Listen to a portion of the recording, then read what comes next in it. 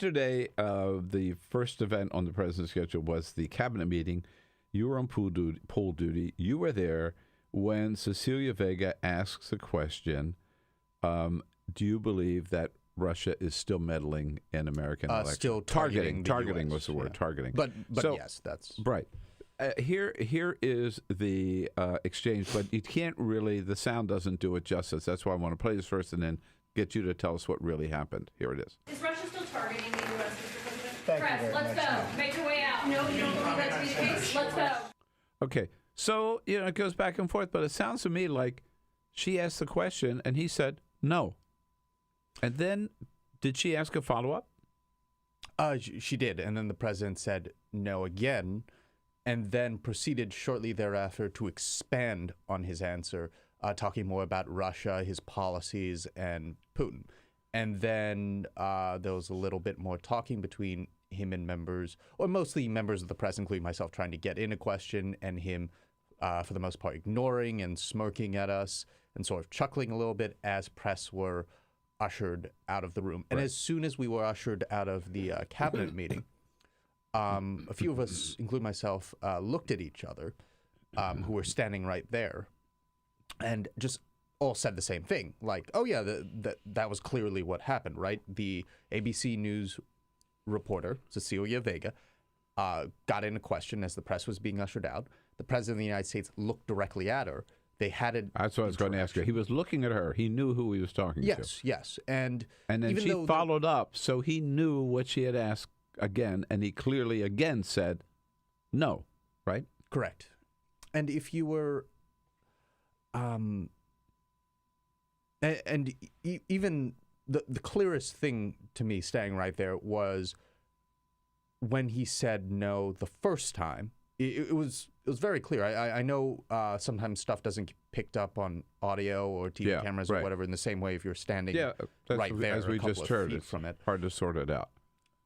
And there was a little bit of crosstalk. But when you were standing in the room right there where I was, it was abundantly clear what was going on. There was zero ambiguity, and everybody who I asked who was around me, the other reporters, came to the same consensus. And when he said no the first time, that was the clearest thing I heard. And then when he shortly followed up on his expanded answer, it was clear that he was riffing, as he usually does with members of the press, especially in situations where he's confronted with a press pool. Yeah. And he was talking to Cecilia Vega. It would be like somebody 2 feet to my right now. If they witness you and I talking for 15 seconds right now, and then I left the room and then tried to tell the third party that you and I weren't talking. Yeah. It just wasn't. You're looking at me. I'm looking at you. We are communicating. She asked him, Mr. President, is the Russian government still targeting the United States and its elections? I'm paraphrasing here, but that's what she said. And he responded in the negative, either because he doesn't believe that's the case or some other reason. And she followed up. I keep coming back to that because, that's important. That Yes. She followed up to be sure that he knew what she was asking. And not just that what she was asking, but that he was talking to her. Yes. And the thing that I keep mentioning is this White House spin after this, because it obviously doesn't look bad to them. It's a screw-up on top of a botched walk-back on top of the initial colossal screw-up in Helsinki. Right. So there's a lot of shambolic activity going on this week coming from Team Trump, mostly the president himself. But anyway, I digress. But then, the fact, if I can just jump forward. Sure. Then so Sarah Huckabee Sanders says, no. The president was not talking to her.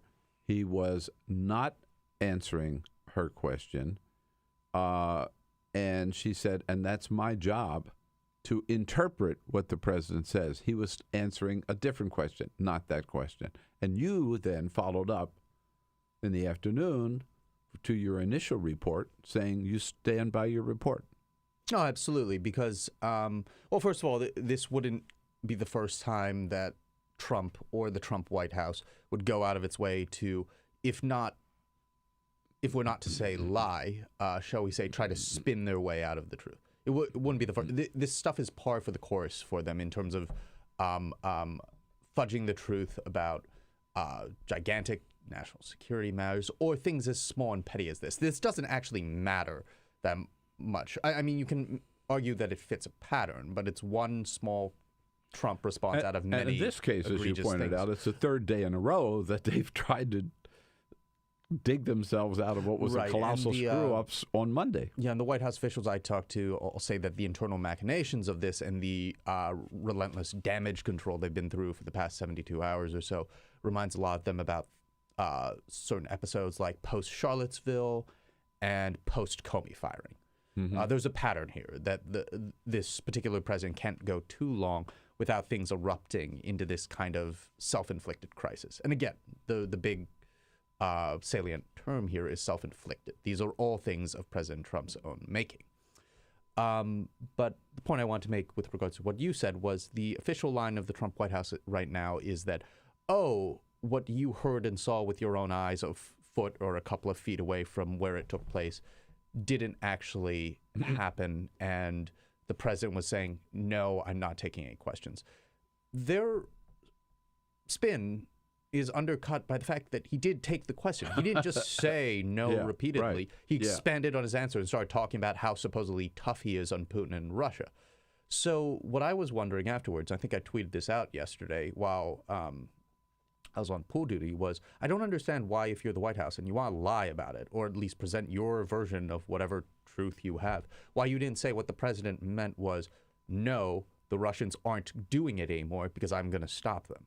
That's much more plausible spin and fits with what he was saying in the cabinet meeting because he was ranting about or rambling about how tough he was on Russia. So some of this just is nonsensical to the point where you wonder how stupid they think their viewers are.